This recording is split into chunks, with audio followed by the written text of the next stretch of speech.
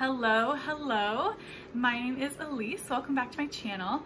I am here today to go over my November wrap up. Now, I'm going to tell you in advance, my November wrap up is the bummer train, okay? Choo choo. Like, it was not the best reading month for me. Oh, Big has decided to show up. Hi, Papa. So it was not a great reading month quality-wise. And that slightly affected the quantity. I'm going to be going over 8 books here. I technically read 10 books in this month, but I have reviewed 2 others in other videos. So I'm not going to go over them here. They're in other wrap-ups. So I'm going to be going over 8 books. So it's slightly less, but like not a ton. But I didn't love a lot of these books. So if you're ready to hear some books that I didn't like, you're in the right place.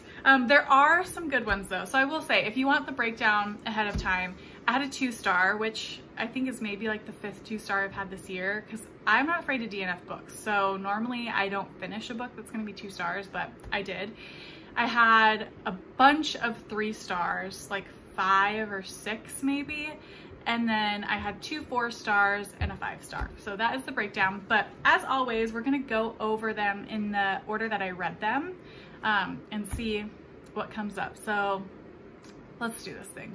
Let's put November behind us and go over everything. All right, so the first book that I read was actually one of the 4 stars, and that is Nightbitch by Rachel Yoder, and this is published by Doubleday. I did very much enjoy this. This is about a woman who is a mother of a young child, a young boy, and is kind of going crazy with the monotony of her days. She used to be an artist, and a pretty successful artist at that, and gave up her career in order to raise her child.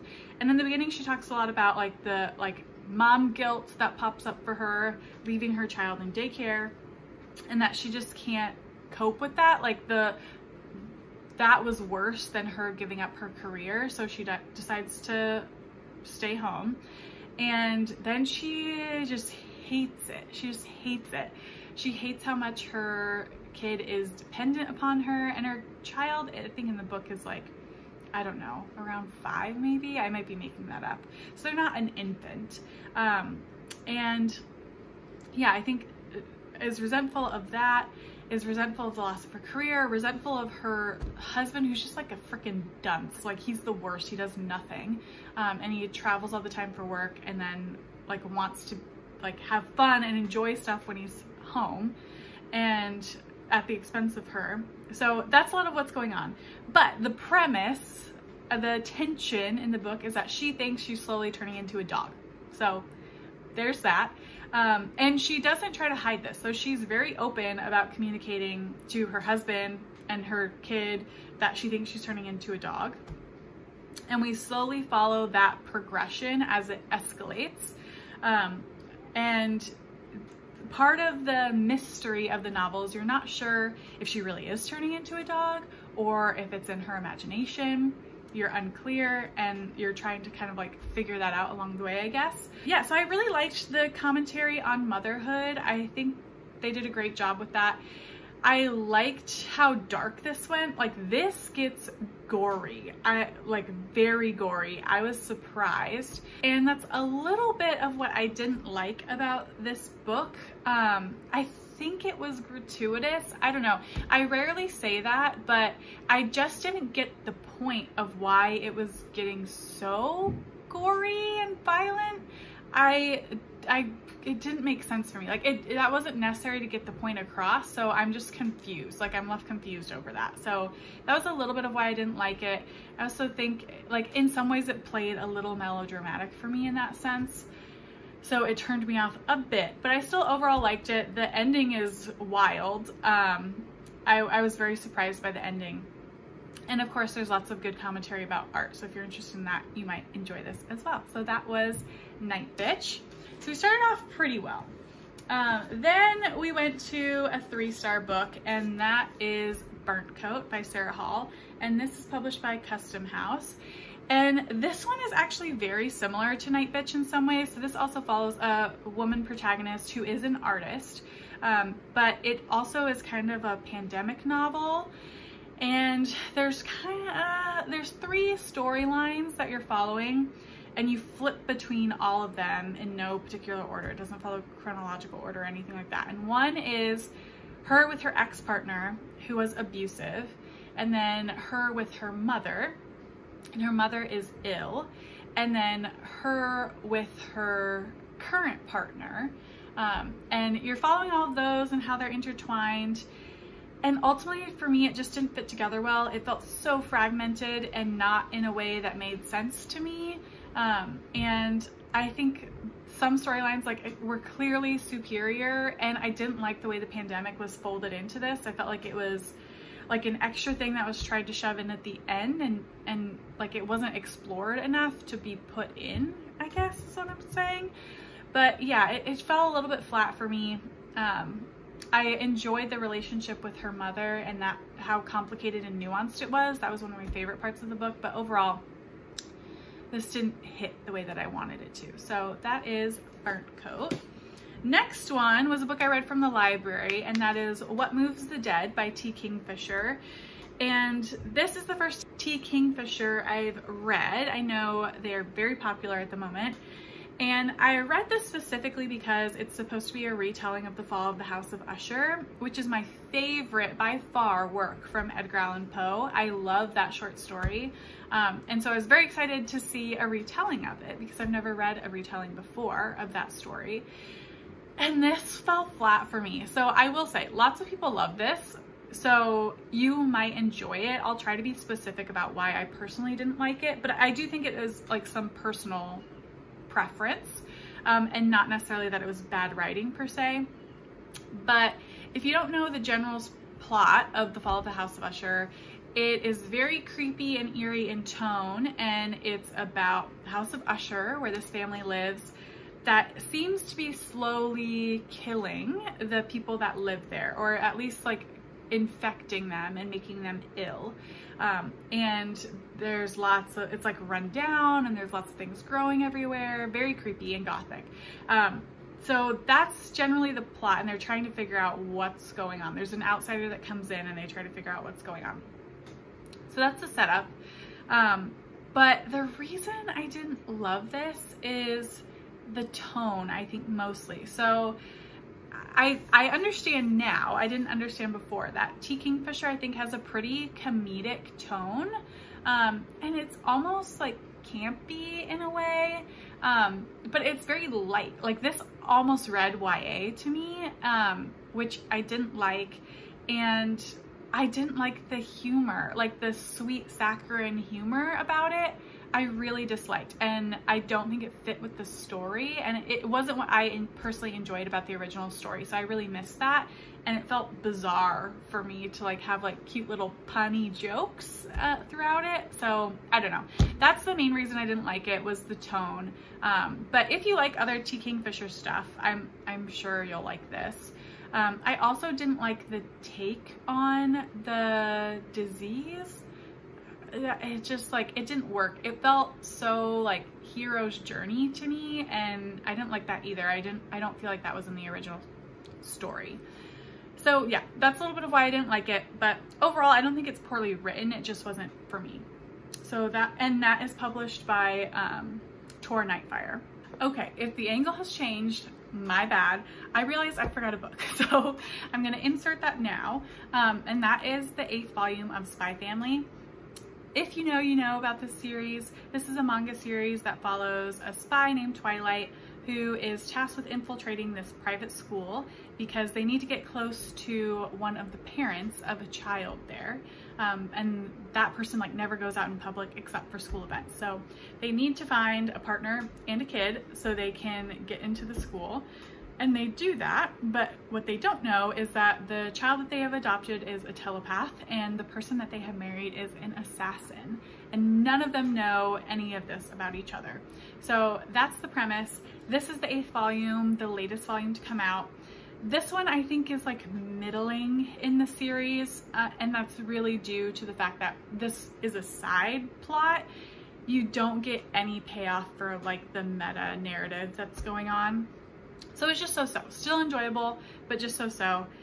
And that was Spy Family. So I don't know where I'm gonna put this in, but if it looks weird in the middle, you know why. All right, next one I read, I think at least, who even knows? Oh, okay.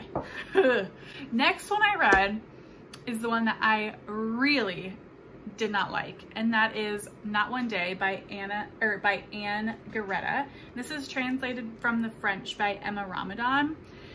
And this is nonfiction. It's very short, published by Deep Vellum, by the way. And this is about the author writing every night for a certain number of days. I can't remember the amount of days, about a woman that they have either experienced desire for or from. And that sounds like a great premise. I'm very interested in like work about desire and exploring that. So I had high hopes. Oh God, this just made me so mad. Like, it straight up made me mad. The reason why I didn't like this is, one, there's a twist at the end that pissed me off to no end. Oh God, I just hated it, and I don't want to ruin it for you, but, oh, I think my partner is coming home. Hello. Okay, we're back. So I think I was saying how much this pissed me off, but yeah, there's a twist at the end, which, why would you do that? And then also, for me, this felt like the artifice of self-reflection due to what I would say is internalized misogyny and sexism. Like, the tone of like the stories was like so superior. It felt like she was placing herself as superior to all these other women and mocking them in some sense. And I just did not like that. Like, that left a bad taste in my mouth, and I didn't enjoy it. So I don't know. If you have read this and you enjoyed it, please tell me what I am missing. I want to know. This is also one of Deep Vellum's best-selling works, and I'm just like, make it make sense. Make it make sense.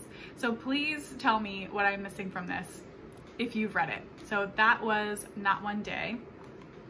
Next one, we're getting into some of the better books, who knows. Next one was James Baldwin's The Fire Next Time, and I was reading this for Nonfiction November. There is a vlog of this coming out soon where I cover this book more extensively and the follow-up, The Fire This Time. So I'm not going to speak too detailed about it today, but this is a collection of a letter and an essay.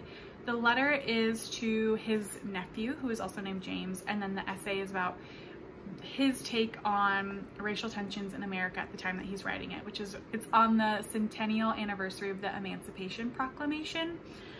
So I overall enjoyed this. The writing is exquisite, as you would imagine it to be when it's by James Baldwin, and he talks a little bit about like what his take is on what's going on at the time. Part of that is focused on some of the religious movements at the time and the false promises that they provide to Black people, and then also what he sees as the solutions to some of the problems. So yeah, this is really interesting, and if you want more detailed thoughts, feel free to check out that vlog when it comes up soon. So I enjoyed that one. Next one was my 5-star read for the month, and this was so good, and that is Maps of Our Spectacular Bodies by Maddie Mortimer, and this is published by Scribner. This was one of my 5-star predictions, so yay for me for getting it right, and I just adored this. Oh, okay, so I'll tell you what it's about. This follows a family, a mom, her husband, and her daughter, and the mother has cancer, and they originally had cancer a while back, and then they were in remission, and now they have cancer again. The other interesting part of this is one of the POVs, so all of them get POVs. In addition to that, you get a POV from cancer itself, and those sections are very experimental. So like, I'll show you some of what it looks like.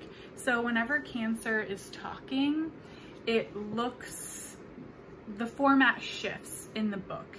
And I highly recommend having the physical book for that reason. And I listened to this on audio as I physically read it, and I loved that experience. It was so interesting to see how the narrator would kind of read some of this, and I also think you need to see it. So like if you could only choose one, I think you should pick up the physical book, but if you can do both, I highly recommend. So yeah, a little bit experimental, and I really enjoyed that. And like, for example, this page, it was interesting that the narrator would like raise their voice on the words that were bigger. So yeah, very enjoyable all around. And I thought this did the fragmented style so well. This is also very piecemeal, but things come together in a way that provides emotional depth, and it's also interesting and makes sense, which is what I want in a fragmented novel. This made me feel so many things, things I could relate to and the things I couldn't.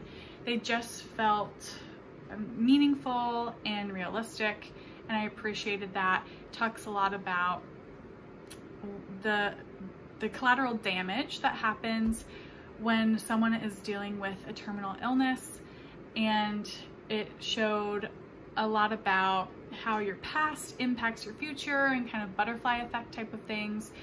She has a complicated relationship with her mother, the main character, who has cancer. So that was very interesting to explore. And also like this doubt of decisions that you've made up until this point when your life is going to come to an end. So I loved all of those things about this book, and I highly recommend it. It is going to be in my top books of the year. So I very much enjoyed Maps of Our Spectacular Bodies. And lastly, for this month, I read Scattered All Over the Earth by Yoko Towada, and this is translated from the Japanese by Margaret Mitsutani, and this is published by New Directions. I had high hopes for this book. This was shortlisted for the National Book Award, and the premise sounded really intriguing to me, but it fell short. But let me tell you what it's about. So this is about a woman. Well, it's a dystopian book. All of the land lines that we currently have in the world have shifted, and this woman goes on a TV broadcast because they have invented a new language, but really it's called Panska, and it's Pan-Scandinavian, and it's an amalgamation of all of their identities. And they go on this broadcast, and somebody else sees it, and they're a linguist, and they're very intrigued to talk to this person because they appear to be the only person left who speaks this language, but they can still understand them. And so they meet up. The woman says that they're about to go travel somewhere else and go to an event in which they think they will meet other people who speak the language. And so they go together, and slowly but surely they pick up more people along the way, and the group gets bigger, and they keep traveling from area to area looking for other people that speak Panska. That's the plot. This has a lot to do with the cultural identity that comes with the language, a sense of community or a loss of community when you don't have people who speak the same language as you. And it's a little bit about the kind of intertwined nature that all humans have the further and further we get into procreation, as we're all mixing with one another. So the themes were very interesting, but it just didn't come together for me. This was also fragmented, but in a way that I don't think tracked well for the story. And there was no emotional depth. That's really my issue with this book, is there was no emotional depth for me, which I wanted if we're going to be talking about identity and community and all those types of things. It just wasn't my cup of tea. So didn't overall enjoy this, and I'm sad about it, but lots of other people love this, so you might enjoy it. There's probably a good chance. So that is Scattered All Over the Earth. And that is the wrap up for November. I'm hoping December has some better like quality enjoyment for me, and I'm looking forward to that. So if you have read any of these, please let me know your thoughts. Let me know your favorite thing you read in November, because I need some good books. So I want your recommendations, and I will see you all in the next one. Bye.